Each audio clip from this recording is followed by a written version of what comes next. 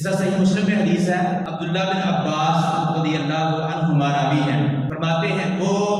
کہتے ہیں کہ رسول اللہ صلی اللہ علیہ وسلم ایک دفعہ جبرائیل علیہ السلام کے ساتھ بیٹھے ہوئے تھے، انہوں نے اپنے اوپر سے ایک زوردار دروازہ کھلنے کی آواز سنی، انہوں نے اوپر اپنی نگاہ کو جو ہے کیا، اوپر کی طرف دیکھا اور کہا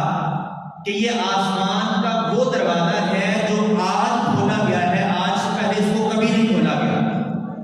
اور اس میں سے ایک فرشتہ زمین کی طرف اترا ہے، وہ فرشتہ جو آج سے پہلے کبھی نہیں زمین کی طرف اترا، اور وہ فرشتہ آیا، اس نے آپ سلام کیا اور محمد رسول اللہ صلی اللہ علیہ وسلم کو مخاطب کر کے کہا کہ آپ